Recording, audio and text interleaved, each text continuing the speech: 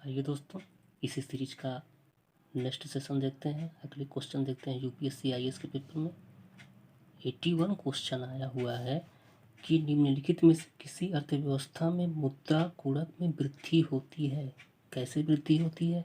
बैंकों में आरक्षित नकदी वृद्धि अनुपात में वृद्धि गलत होगा। बैंकों की सांविधिक, देखिए दोस्तों, किसी भी अर्थव्यवस्था में मुद्रा के जो मल्टीप्लायर होते हैं उसमें वृद्धि कब होगी? जब हैबिट जब बढ़ेगी किसकी? लोगों की। बैंक में अगर लोग ज़्यादा पैसा जमा करेंगे तो जाहिर सी बात है मुद्रा ज़्यादा आएगा, तो मुद्रा के गुणक में मल्टीप्लायर होगा, वृद्धि होगी। तो इतना इजी क्वेश्चन, इसको कॉमन सेंस से भी आप इसको आंसर लगा सकते थे। इसका आंसर सी होगा। लोगों की बैंकिंग आदतों में वृद्धि जो होगी, मुद्रा के गुणक में वृद्धि होगी। 81 का क्वेश्चन। हम फिर आगे देखते हैं।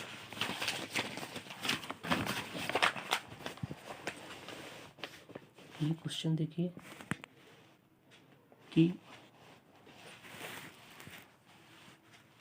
वनों पर न्यूयॉर्क घोषणा, न्यूयॉर्क डिक्लेरेशन ऑन फॉरेस्ट के संदर्भ में निम्नलिखित कथनों में से कौन सा सही है?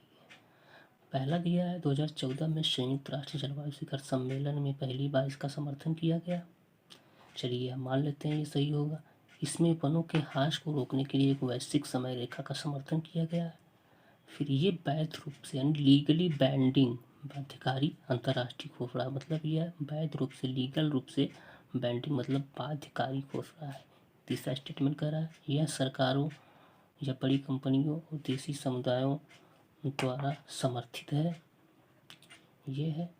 अब पांचवा कह रहा है इसमें भारत इसके प्रारंभ के समय हस्ताक्षरकर्ताओं में से एक था।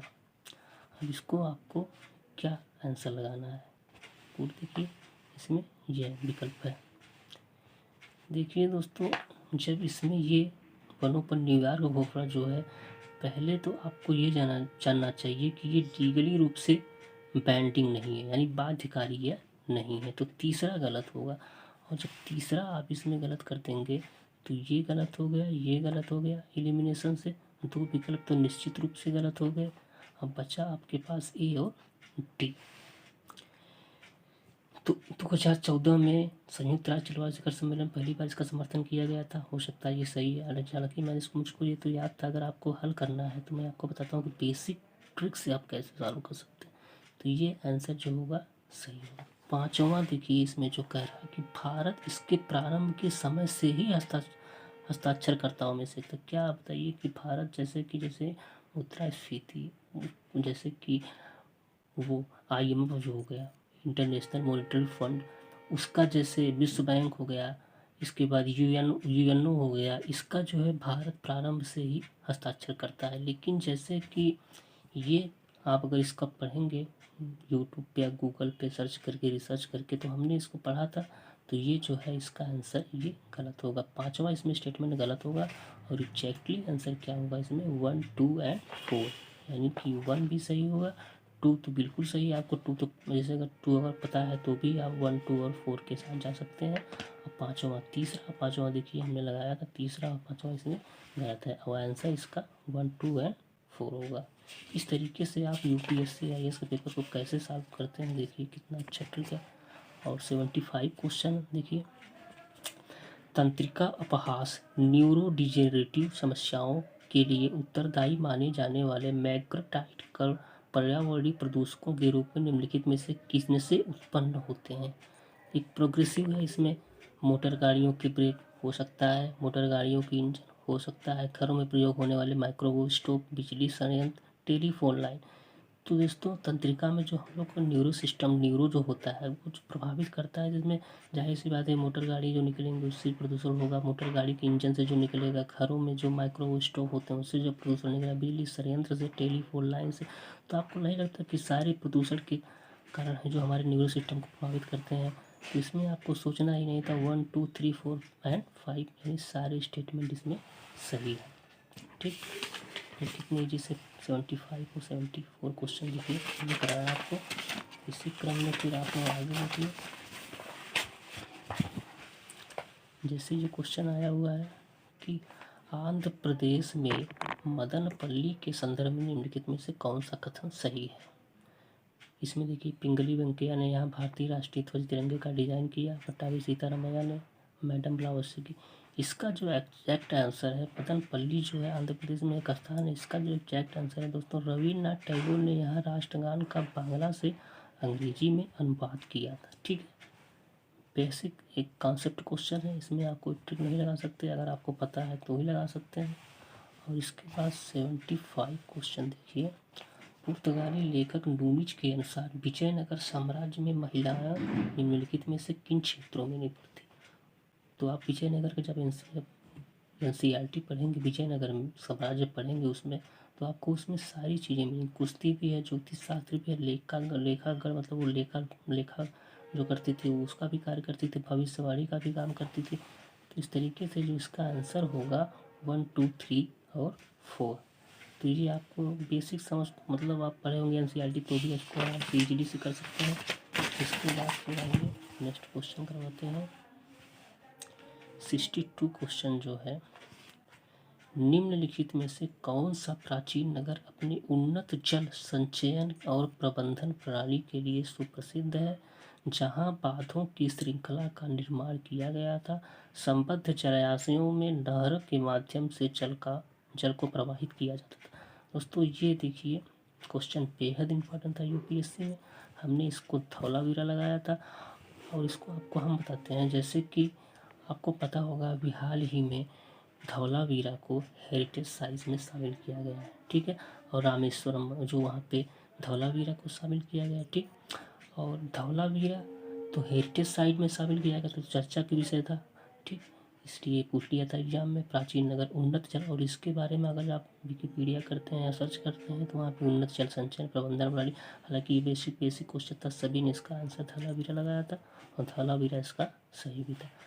एग्जैक्टली करंट से तो यही एक मिला था जो करंट से डायरेक्ट पूछा गया था। देखिए ये मुरैना के समीप 61 है, मुरैना के समीप स्थित 64 योगिनी मंदिर के संदर्भ में निम्नलिखित कथनों में से विचार कीजिए। यह कच्छप घात राजवंश के शासनकाल में निर्मित एक वृत्ताकार मंदिर है। ठीक, ये सही है, कच्छप घात राजवंश के समय से ही 64 योगिनी का मंदिर बना था। यह भारत में निर्मित एकमात्र वृत्तामित मंदिर, मतलब एक ओनली यही एक मंदिर है जो वृत्ताकार में है। तो आपको लगता है स्टेटमेंट से कि ये गलत होगा, ये गलत है। इसका उद्देश्य क्षेत्र में वैष्णव पूजा पद्धति को प्रोत्साहन देना था। इसका डिजाइन में यह लोकप्रिय धारणा बनी कि यह भारतीय संसद भवन के लिए प्रेरणा स्रोत रहा था। आपको ये बताइए कि मुरैना के समीप जो 64 योगिनी मंदिर है वो किस लिए प्रसिद्ध था। ये आप इसको जब देखेंगे तो ये वैष्णव से संबंधित नहीं था। ठीक है, 64 योगिनी मंदिर। और इसमें जो ये होगा, इसका डिजाइन से यह लोकप्रिय धारणा बनी है कि ये भारतीय संसद भवन के लिए प्रेरणा स्रोत रहा था। ये स्टेटमेंट इसके लिए सही था। इसका एग्जैक्टली आंसर 1 और 4 होगा। ठीक है, 1 और 4। देखिए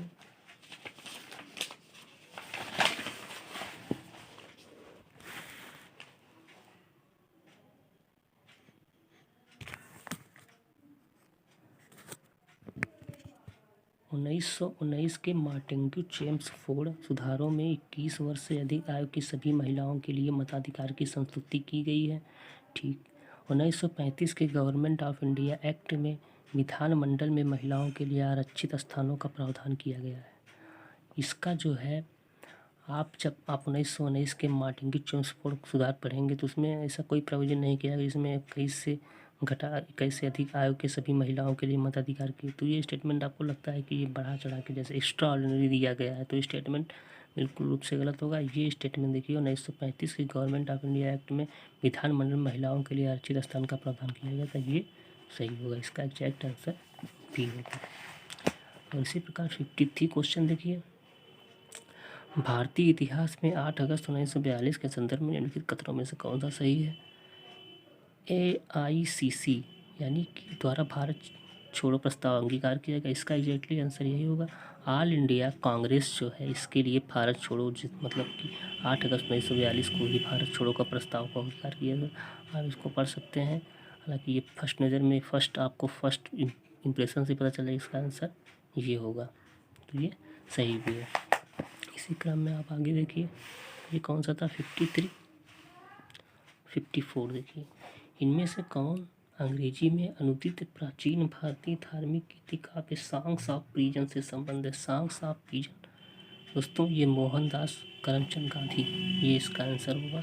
थोड़ा सा भी पढ़ेंगे तो इसको लगा सकते हैं दोस्तों। इस आंसर का, इसका आंसर भी हम आप लोग को नहीं बताएंगे। इसका जो है परगना और सरकार सूबा, ये हमको भी कंफ्यूज है, तो हम इसको जब पेपर सॉल्व कर रहे थे तब भी हमको कंफ्यूज था।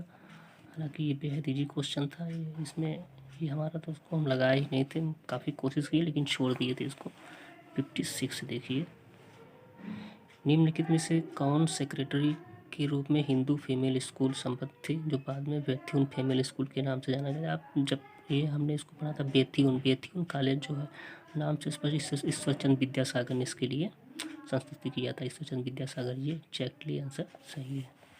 इसी प्रकार 57 देखिए, औपनिवेशिक भारत के संदर्भ में शाहनवाज खान, प्रेम कुमार सहगल, गुरबख्श सिंह ढिल्लों, आप जब पढ़ेंगे बिपिन चंद्रा का एंशिएंट हिस्ट्री, वो मॉडर्न हिस्ट्री जब बिपिन चंद्रा का पढ़ेंगे, हालांकि एशियंट हिस्ट्री तो मैं राम शरण शर्मा का पढ़ता हूँ, और अगर आधुनिक भारत पढ़ना हो तो आपको बिपिन चंद्रा को रिकमेंड करते हैं। रिकमेंड अच्छी किताब है, उसमें आप जब पढ़ेंगे तो आप ऐसी बात है, ये शाहनवाज खान, प्रेम कुमार सहगल और गुरबख्श सिंह, ये सभी जो थे आज़ाद हिंद फौज, इंडियन नेशनल INA के अधिकारियों के रूप में संबंधित है। ये चारों को विकल्प, तीनों विकल्प आप पढ़ सकते हैं।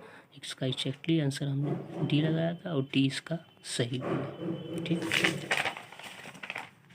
इसी तरीके से दोस्तों और भी कुछ क्वेश्चन देख लीजिए, जैसे कि ताड़ तेल, पाम ऑयल के संदर्भ में निम्नलिखित कथनों पर विचार कीजिए।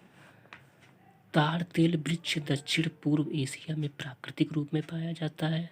ताड़ तेल लिपस्टिक और इत्र बनाने वाले कुछ उद्योगों के लिए कच्चा माल है। ताड़ तेल का उपयोग चाय, डीजल के उत्पादन में किया जा सकता है।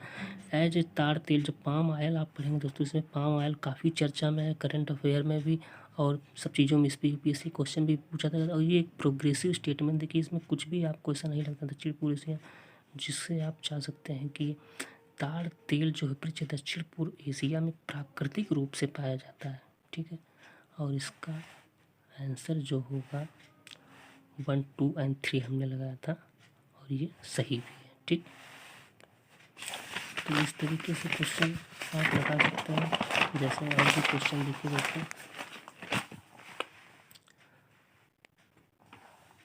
बालगाड़ 1, बालगाड़ 2 प्रौद्योगिकी का उल्लेख निम्नलिखित में संदर्भ विचार कीजिए। फसली पादपों के क्लोनी प्रवर्धन, अनुवांशिकी रूप से रूपांतरित फसलों। देखिए दोस्तों, जब बालगाड़ मैंने हम इसको लगाए थे बी क्वेश्चन, और 20 का सही भी है। बालगाड़ 1, बालगाड़ 2 जो प्रौद्योगिकी इंट्रोड्यूस किया गया है, ठीक है, ये किसके लिए किया गया है? अनुवांशिकी रूप से रूपांतरित फसल, अनुवांशिकी रूप से रूपांतरित फसल, यानी कि इसका इंग्लिश देखिए, बालगाड़ 1, बालगाड़ 2 developing genetically modified crop plant. मतलब ये आप इसको सर्च भी कर सकते हैं, इसका आंसर भी सही है। हमने इसको नहीं लगाया था, इंग्लिश हिंदी दोनों वर्जन में पढ़ के हमने अच्छे से लगाया था, और ये सही भी है। इसी प्रकार आगे देखिए 35 क्वेश्चन, पुनः संयोजित रिकॉम्बिनेंट वेक्टर वैक्सीन से संबंधित हाल के विकास के संदर्भ में निम्नलिखित पर विचार कीजिए। इन वैक्सीन के विकास में अनुवांशिकी इंजीनियरिंग का प्रयोग किया जाता है, सही है। जीवाणुओं और विषाणुओं का प्रयोग रोगवाहक वेक्टर के रूप में किया जाता है, ये भी सही है। तो इसका एग्जैक्टली आंसर सी होगा। तो दोस्तों इस तरीके से हमने आप लोगों के लिए काफ़ी अच्छा UPSC के कितने अच्छे क्वेश्चन आप लोगों के लिए करवाएं और ये ट्रिक से करवाएं। इसी तरीके से अगर आप हमारे चैनल पे पाना चाहते हैं तो आप इसको सब्सक्राइब कीजिए, और आगे भी हम करवाते रहेंगे आप लोग इस तरीके से। धन्यवाद दोस्तों, बेस्ट ऑफ लक।